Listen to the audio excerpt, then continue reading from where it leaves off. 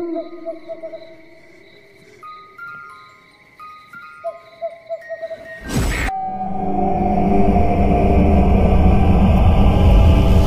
semuanya, selamat datang kembali di channel Budi Movie. Dan buat teman-teman yang baru pertama kali berkunjung, Cici ucapkan selamat datang ya. Semoga kalian sehat selalu dan diberikan rizki yang melimpah.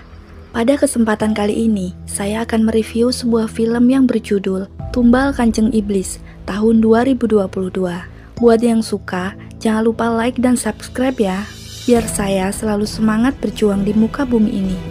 Oke, tanpa berlama lagi, kita langsung saja ke alur cerita film selengkapnya.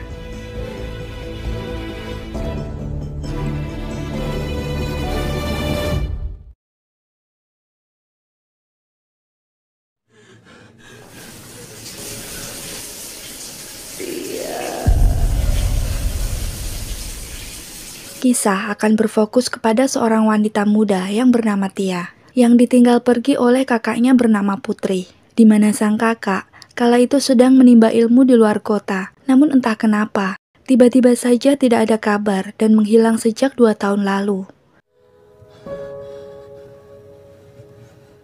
Semenjak mulai tidak adanya kabar, Tia pun selalu diteror dengan bisikan gaib yang menyuruhnya untuk mencari si kakak. Dan jika hal itu tidak dilakukan, maka ayah Tia yang bernama Yusuf pun diancam akan segera meninggal. Sehingga hal tersebut membuat Tia menjadi cemas, lalu mendorongnya untuk pergi berkelana, seperti Bang Haji Roma.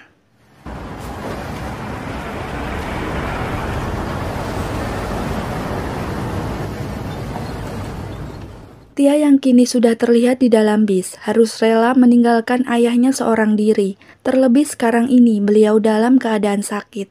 Berharap bisa secepatnya menemukan jawaban atas kabar sang kakak yang terkadang ia selalu datang dalam mimpi-mimpinya. Dan sebagai langkah awal, Tia pun berencana akan datang ke kos-kosan bekas Putri yang tidak jauh dari kampusnya. Yuk, yang haus. Air minumnya, Mbak. Tahu. Dengan diantar ojek offline, Tia pun tiba di sebuah rumah yang sama persis dengan foto yang diberikan oleh kakaknya tempo dulu. Namun sayang, rumah tersebut kini sudah seperti terbengkalai dan tidak dihuni, sehingga dapat dipastikan Putri tidak mungkin berada di sana.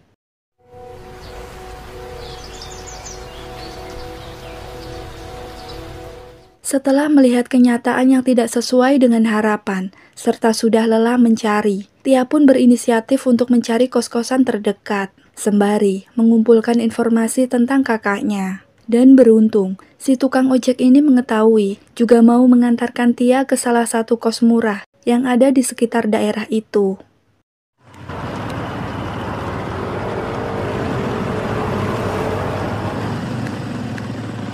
Sesampainya di tempat yang dimaksud, Tia pun disambut baik oleh seorang ibu yang bernama Rosa, yang ternyata beliau adalah pemilik dari kos-kosan ini. Mau cari kos? Ada yang kosong? Rosa kemudian mengantarkan Tia untuk melihat-lihat kamarnya terlebih dahulu, sembari memberikan informasi jika kosan ini hanya 250.000 saja per bulan, di mana harga tersebut sudah termasuk biaya listrik dan air. Bahkan kasur juga lemari pun sudah disediakan. Serta yang tidak kalah penting, kamar mandinya pun ada di dalam. Tapi naas, tidurnya nanti harus di luar. Ini sebulannya 250.000, Bu. Iya, termasuk listrik, air, mesin cuci boleh dipakai, dan kalau mau punya motor juga parkirannya gratis. Tia yang mendengar tarif kosan ini sangat murah sempat terkejut, terlebih dengan fasilitasnya. Tetapi dirasa karena kosan ini cukup baik, ia pun tak berpikir lama, dan kemudian langsung menyewanya selama 1 bulan. Tak berselang lama dari itu, datanglah seorang laki-laki yang bernama Jeffrey. Ia merupakan suami dari Ibu Rosa sendiri, di mana setelah mereka berkenalan, Tia pun kemudian diantarkan oleh lelaki yang bernama Janu, alias salah satu karyawan kepercayaan Bu Rosa, untuk masuk ke dalam kamarnya. Mas, Ya. kamu kenal sama orang ini nggak? Enggak, Pak. Enggak pernah lihat. Saat Janu pergi, Tia pun lantas dihampiri oleh seorang bibi tua yang bertugas bersih-bersih di kosan ini. Kamarnya sudah siap. Bibi itu pun memberitahukan jika Ibu Rosa selalu mengadakan acara rutinitas setahun sekali, yang acara tersebut tepat akan digelar 2 minggu lagi dari sekarang. Di mana saat acara itu berlangsung, semua penghuni kos di sini diminta untuk pergi dulu selama 1 hari full. Namun setelah itu mereka diperbolehkan untuk datang kembali. Singkat cerita, saat malam hari, Janu yang masih terlihat berjaga di kosan itu, tiba-tiba saja dia dihampiri oleh seorang laki-laki yang diketahui bernama Nathan. Dia datang tiba-tiba, Mas. Di sana Nathan pun bertanya tentang mengapa ada gadis yang ngekos di rumah ini lagi. Bahkan ia juga meminta agar Janu segera membuat perempuan itu tidak betah, sehingga nantinya gadis itu bisa secepatnya pergi dari kosan ini.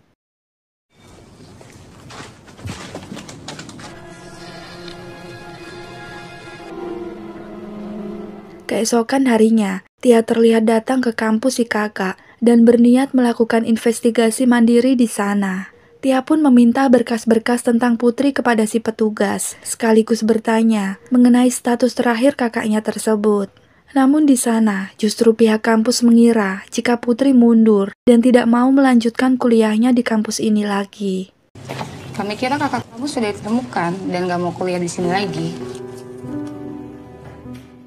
Setelah itu, tak lama Tia mendapatkan telepon dari seorang perawat yang kebetulan menjaga ayahnya di rumah sakit. Perawat itu ternyata menanyakan masalah biaya administrasi Pak Yusuf karena BPJS-nya sudah lama menunggak seperti punya saya. Serta tak lupa, ia pun memberitahukan jika kondisi ayahnya sekarang ini semakin tidak baik, sehingga Tia yang mendengar hal tersebut semakin dibuat bingung. Namun di waktu bersamaan, muncullah Nina yang merupakan tetangga kosnya di rumah Ibu Rosa. Panggil Nina aja. Kamar kita sebelahan. Kamu kuliah di sini juga? Nina adalah seorang mahasiswi di kampus ini yang mengambil jurusan antropologi, di mana antropologi sendiri merupakan studi yang mempelajari ciri khas dan kesamaan dari suatu kebudayaan masyarakat melalui sebuah penelitian untuk bisa menafsirkan sesuatu yang lebih kompleks. Dan Nina kebetulan sudah semester akhir yang tengah menyelesaikan skripsi dengan judul Ritual Masyarakat Jawa di Zaman Animisme. Sementara di sisi lain, terlihatlah Bu Rosa yang sedang di dalam kamar, di mana dalam kamarnya itu terdapat sebuah ruangan khusus yang ternyata Bu Rosa ini ia sedang mengurung anaknya dan memberikan kelinci hidup sebagai makanan.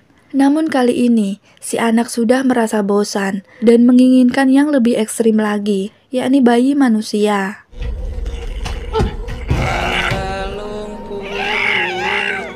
Di sini baru terungkaplah jika Rosa dan Jeffrey bukanlah orang yang baik-baik. Bahkan sebenarnya, wajah mereka pun sangat buruk untuk dilihat dan sudah cukup tua, bahkan rempong. Namun dikarenakan memuja seekor iblis, mereka kini bisa hidup lebih sempurna serta abadi, melebihi manusia pada umumnya. Singkatnya, saat malam hari, Tia yang tengah fokus berusaha mendalami informasi kakaknya di rumah kos, tiba-tiba ia mendengar suara ayahnya memanggil, disusul dengan penampakan sang ayah yang sudah berada di ruang tengah dan menyuruh Tia untuk pergi dari kosan ini.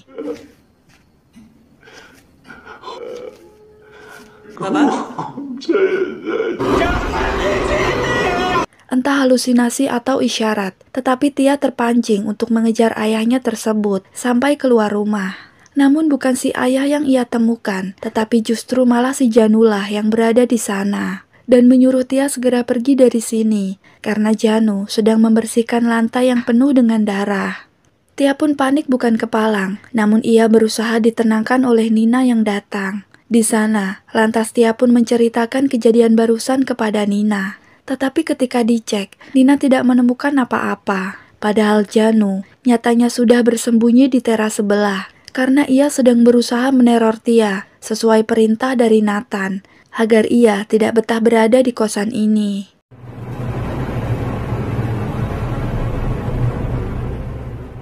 Tia yang masih panik lantas diantarkan oleh Nina ke dalam kamar. Ia pun di sana mulai bercerita tentang tujuan datang dan ngekos di daerah ini, yang tiada lain untuk mencari kakaknya. Tia juga memperlihatkan foto sang ayah kepada Nina. Namun ketika melihat foto tersebut, entah kenapa, Nina pun terkejut dibuatnya.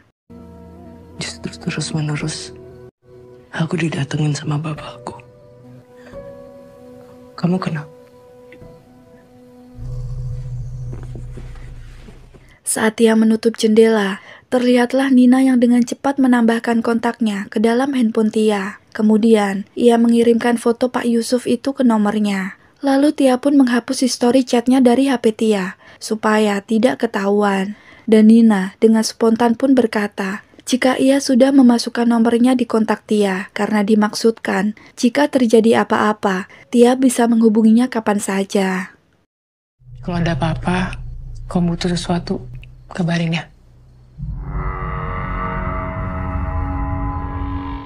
Di sisi lain, rupanya Rosa dan Jeffrey sudah mengetahui Janu akan berkhianat dan sedang mengemban misi dari Nathan untuk membuat Tia tidak betah di kos ini. Yang tentu saja, mereka berdua tidak akan pernah diam serta pasti mencegah hal itu terjadi. Sehingga Rosa menyuruh Jeffrey untuk mengurus Janu, sementara dia sendiri yang akan mengurus Nathan. Kamu jangan bertindak gegabah ya. Aku akan mencari cara untuk menaklukkan lukanya. Entah apa alasan Nathan, tetapi dia mengetahui jika Tia adalah adiknya Putri. Lantas, ia pun membuat surat peringatan. Kemudian kertas tersebut ia masukkan melalui celah bawah pintu kamar Tia dan berharap agar Tia bisa secepatnya pergi dari kosan ini.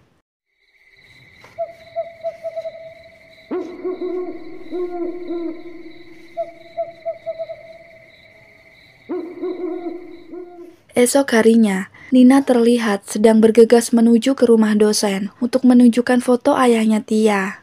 Nina pun di sana menanyakan sebuah simbol yang ada di belakang foto Pak Yusuf, karena simbol tersebut sangat mirip seperti yang ada di dalam penelitiannya. Simbol itu simbol tentang pengabdian kepada Kanjeng Iblis. Dosen yang melihat itu berkata, jika simbol atau gambar itu adalah sebuah tanda bagi pemuja Kanjeng Iblis, yaitu sekte sesat yang sudah ada sejak abad ke-8, dan sekte tersebut selalu memberikan tumbal demi hidup abadi, awet muda, dan kaya raya. Dari sini kita baru tahu jika berarti Pak Yusuf atau ayahnya Tia ini ada kaitannya dengan sebuah sekte. Lantas, Pak dosen meminta Nina untuk berhati-hati jika ingin meriset hal ini. Sebab lambat laun, mereka akan merasa terganggu, kemudian bisa memburunya. Dan biar Nina tidak penasaran, si dosen pun memberikan suara rekaman pemuja sekte tersebut yang terdengar cukup mengerikan dan berbunyi, sirap, sirap, sirap.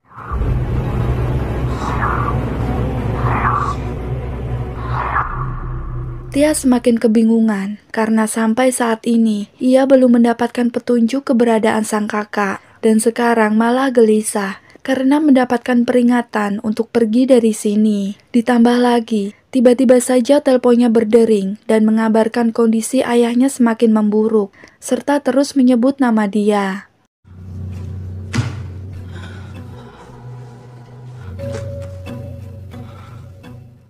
Adegan kini beralih kembali kepada Jeffrey yang telah menangkap Janu dan terlihat akan memberikan hukuman kepadanya. Akibat Janu selalu menuruti perkataan Nathan. Sementara di waktu bersamaan, Nina yang sudah mendapatkan informasi bermaksud memberitahukan Tia tentang apa yang dilakukan oleh ayahnya. Tetapi belum sempat itu terjadi, Nina seketika saja terpengaruh oleh mantra sirep yang ternyata Ibu Rosa bisa merasakan dan mengetahui niat Nina, sehingga ia pun menghentikan pergerakan Nina tersebut.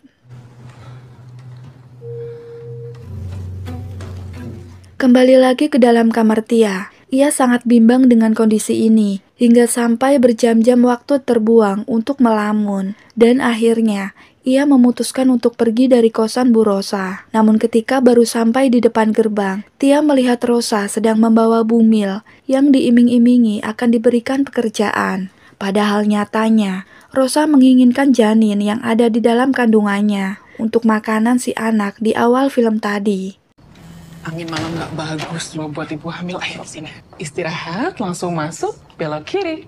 Tak lama dari sana, Tia pun mendapatkan pesan chat dari Nina yang isinya agar Tia kembali masuk dan segera datang ke kamar Nina. Tetapi ketika Tia bermaksud mendatanginya, tiba-tiba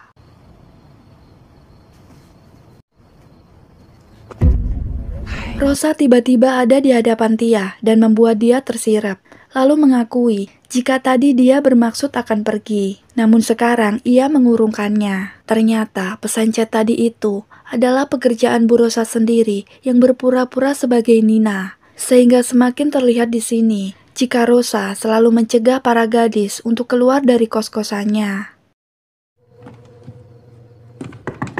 Nina? Ketika dini hari di ruang bawah tanah, sesuatu mengerikan pun terjadi, di mana Rosa dan Jeffrey sudah mengakhiri hidup mumil tadi, yang kemudian mengambil si janin untuk dijadikan makanan bagi anaknya, dan hal tersebut sangat menghororkan. Terima kasih sayang.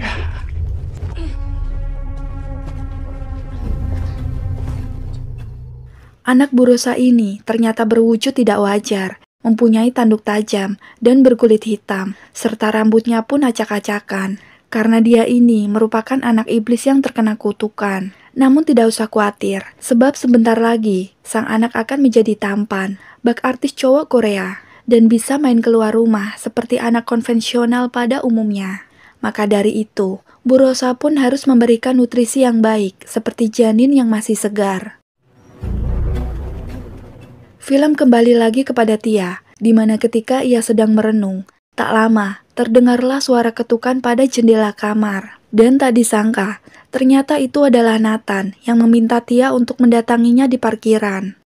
Lalu setibanya di sana, akhirnya mereka pun bertatap muka. Kemudian Nathan pun berkata, jika ia mengetahui bahwa Tia sedang mencari kakaknya. Tetapi sayang, hal itu tidak akan pernah terjadi karena Putri sebenarnya sudah tiada dan dijadikan tumbal oleh Ibu Rosa. Sehingga Tia harus segera pergi dari kosan ini agar dia tidak menjadi korban selanjutnya. Lalu kenapa kamu minta aku untuk pergi? Aku tahu. Kamu datang ke tempat ini untuk mencari kakakmu. Tia yang mendengar hal tersebut tetap tidak percaya dengan apa yang dikatakan oleh Nathan, sehingga mau tidak mau, Nathan pun harus membiusnya sampai pingsan. Lalu ketika tersadar, Tia sudah berada di dalam bis, dengan sebuah pesan dari Nathan agar dia secepatnya pergi, dan mengabaikan apapun yang akan terjadi. Tetapi tak lama, ketika melihat ke arah depan, muncullah sosok halusinasi si bapak tukang ojek yang merupakan anggota sekte Bu Rosa, lalu meneror dan menyuruh Tia untuk kembali ke kosan tersebut.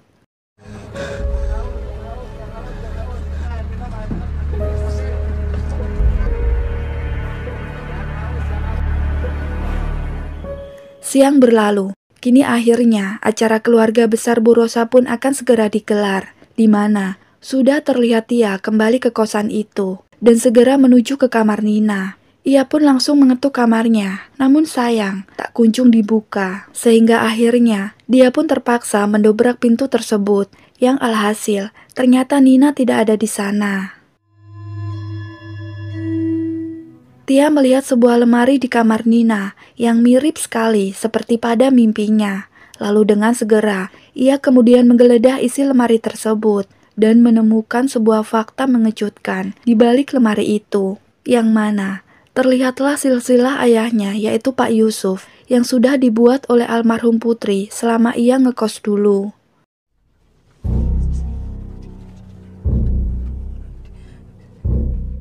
Di sana tertulis jika ayahnya itu pernah menikah dengan Bu Rosa, dan dari pernikahan tersebut lahirlah seorang anak laki-laki yang ternyata itu adalah Nathan. Namun karena perbedaan pendapat seperti suami istri pada umumnya, Bu Rosa pun memilih untuk bercerai dan menikah lagi dengan Jeffrey.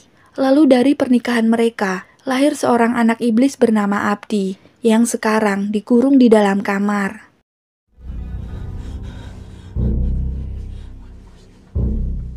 Di sisi lain, Nathan yang jenuh dengan kelakuan ibunya, dia pun memilih untuk bundir. Namun Bu Rosa yang sakti selalu mengetahui apa yang akan terjadi, sehingga hal itu pun dia bisa cegah. Bahkan Rosa mengatakan jika Nathan adalah anak yang tidak tahu berterima kasih. Karena sebenarnya Nathan pun sama halnya seperti Abdi yang lahir dengan ketidakwajaran. Tetapi Kanjeng Iblis telah memberikan dia kehidupan yang layak sampai bisa tumbuh dewasa seperti sekarang ini.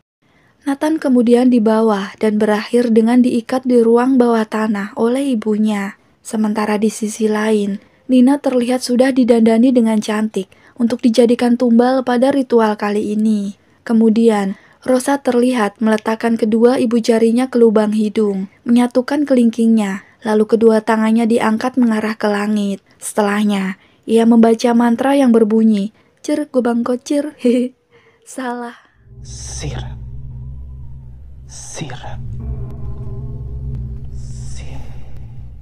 Dan seketika, iblis yang dimaksud merasa terpanggil hatinya, hingga keluarlah apa yang digadang-gadang sebagai Kanjeng Iblis.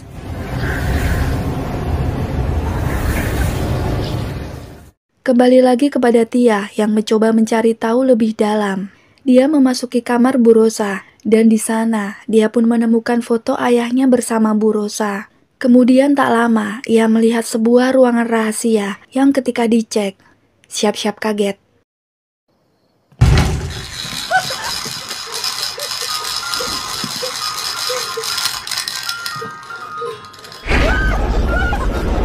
Ya, di sana dia pun bertemu dengan si Abdi, anak terkutuk dari Bu Rosa. Lalu seketika saja ibunya datang kemudian menyerangnya. Tia hampir saja mati tercekik, namun beruntung hal itu bisa dicegah oleh Jeffrey. Ia malah menyarankan agar Tia pun sebaiknya dijadikan tumbal, karena Kanjeng Iblis pasti akan sangat senang, sebab kali ini mereka bisa memberikan 2 jiwa gadis muda sekaligus. Satu untuk kami, dan satu lagi untukmu, Abdi. Merasa itu ide yang cukup brilian, Rosa pun melepaskan Tia dari cengkramannya. Lalu Tia pun dibawa ke ruang bawah tanah, yang kebetulan satu ruangan bersama dengan Nathan. Lalu setelah mereka tersadar, Nathan lantas menyalahkan Tia yang keras kepala, karena sudah diberitahu untuk pergi, namun ia tetap saja kembali. Ini apaan? Diam. Nathan juga akhirnya berkata jujur, bahwa dia adalah anak hasil dari pernikahan Pak Yusuf dengan Bu Rosa, yang secara tidak langsung, Nathan adalah kakaknya Tia, satu bapak namun beda ibu. Tetapi sayang, saat itu Nathan terlahir sebagai anak terkutuk, persis mirip seperti Abdi, yang membutuhkan banyak korban, sehingga sekarang ini ia selalu merasa bersalah akan hal tersebut. Dan sekarang, Rosa pun akan melakukan kegiatan yang sama, demi menyempurnakan anak mereka, yaitu Abdi. Saya sudah memperingatkan kamu, agar kamu tidak mengalami apa yang Putri alami. Untuk anak mereka, kenapa kamu kembali lagi? Di tempat berbeda, Bi Ici tukang bersih-bersih dan bapak tua yang sedang mengobrol secara diam-diam. Ternyata mereka mempunyai rencana terselubung, di mana bapak tua ini berkata, jika Tia tidak boleh lepas lagi. Sehingga si Bibi yang mendengar itu pun langsung meminta Janu untuk menyiapkan semuanya, dengan membunuh Nathan yang disinyalir akan menjadi pengganggu. Setelah Nathan dibereskan, tubuhnya pun langsung ditarik oleh Kanjeng Iblis, kemudian dilahap secara brutal. Dan di waktu bersamaan, terlihat para anggota sekte yang diundang oleh Bu Rosa sudah datang, lalu disambut hangat oleh mereka. Sementara di sisi lain, bapak tua tadi datang ke ruang bawah tanah, sesuai instruksi dari si Bibi. Lantas ia pun menghampiri Tia di sana, dan menceritakan tentang masa lalu ayahnya, yang merupakan anggota pemuja Kanjeng Iblis. Terikat dengan Kanjeng Iblis. Semua berasal dari ayahmu. Di mana Pak Yusuf adalah anggota paling setia dan pengabdi yang paling diutamakan oleh Kanjeng Iblis. Bahkan ia diangkat sebagai pemimpin dari sekte ini dengan tujuan agar mereka hidup kaya raya, abadi, dan sejahtera. Tetapi nyatanya, mempunyai kekayaan melimpah pun harus ada kendala. Begitupun dengan bersekutu dengan iblis. Karena setelah itu, anak-anak mereka akan terlahir dengan kutukan, dan kutukan tersebut bisa dibebaskan dengan tumbal jiwa para gadis. Tetapi lama-kelamaan, Rosa yang merasa kurang menjadi gelap mata. Ia tak segan-segan membunuh banyak orang yang merupakan penghuni kosannya itu, demi kepentingan pribadi dan juga kesembuhan anak mereka. Sementara Pak Yusuf yang menyadari itu, ia semakin merasa bersalah dan memutuskan untuk hidup normal, serta tidak mau membunuh orang lagi. Lalu akhirnya Pak Yusuf pun pergi meninggalkan Rosa sendirian. Dan beberapa tahun kemudian, Pak Yusuf pun menikah dengan Ibu Tia, mewujudkan rumah tangga yang samawa sesuai dengan impiannya. Tetapi tidak mudah melepaskan hubungan ini dengan Kanjeng Iblis. Dan karena Yusuf telah berpaling, ia pun terkena kutukan beberapa penyakit aneh yang sangat mengerikan. Kemudian, para anggota sekte mengangkat Rosa dan Jeffrey sebagai pemimpin. Namun lagi-lagi, Rosa semakin serakah, selalu saja mementingkan diri sendiri daripada anggotanya. Oleh karena itu, mereka sekarang ini mencari sosok pemimpin yang baru, dan hanya titisan Yusuflah yang dapat menjadi pemimpin. Sebab 2 tahun yang lalu, mereka sudah mencoba menawarkan hal ini kepada Putri. Namun sayang, dia menolak mentah-mentah ajakan itu, sehingga terpaksa dia pun ditumbalkan. Dan sekarang, mereka sangat berharap kepada Tia. Kamu bisa mengubah nasib itu. Kamu juga bisa menjadi pembaru. Sungguh malang nasib Tia. Kini ia terjebak di dalam 2 pilihan, yakni mati sebagai tumbal atau hidup dalam keadaan terkutuk. Tapi namanya orang tua pasti mempunyai ikatan batin dan bisa merasakan apa yang anaknya alami sekarang ini. Lantas dari jauh, Pak Yusuf pun menerawang dan meminta agar Tia menolak tawaran tersebut. Jangan lakukan itu, Tia! Tia! Tia! Sementara di sisi lain, para anggota sekte terlihat membawa tubuh Nina untuk dimulainya acara ritual. Lalu secara bersama-sama mereka mulai membaca mantra sirep. Dan kemudian muncullah sosok iblis kegelapan, penghuni neraka, penggoda umat manusia, yang tanpa berkata-kata langsung mengambil jiwa si Nina.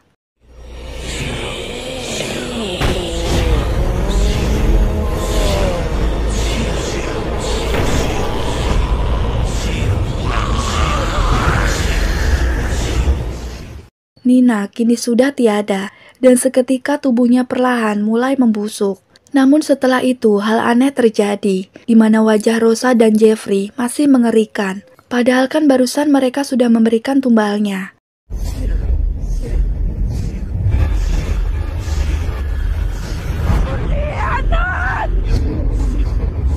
Dan ternyata, Tia sudah menerima tawaran si Pak Tua tadi, sehingga secara tidak langsung, tumbal yang dilakukan barusan kini telah menjadi milik Tia. Lalu tak lama, terlihatlah dia melayang dan menghampiri mereka semua. Rosa akhirnya sadar jika anggotanya berkhianat, yang secara diam-diam telah mencari pemimpin yang baru. Oleh sebab itu, ia pun kini merasa kesal dan berniat menyerang mereka semua. Namun sayang, sekarang ia tak memiliki kekuatan lagi. Dengan kata lain, sekarang Tialah yang mempunyai kekuatan tersebut.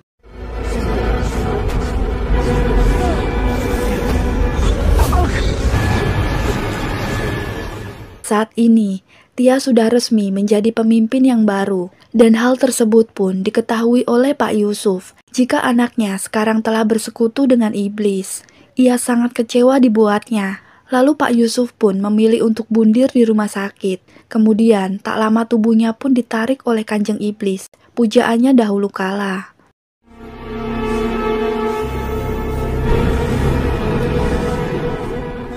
Setahun berlalu dari kejadian tersebut. Kini Tia sudah menjadi mami kos dengan kekayaan yang sangat melimpah ruah. Ia pun harus mau menggantikan tugas Bu Rosa dulu untuk mengincar jiwa-jiwa gadis muda, serta sepakat untuk berbagi dengan anggotanya. Taumat.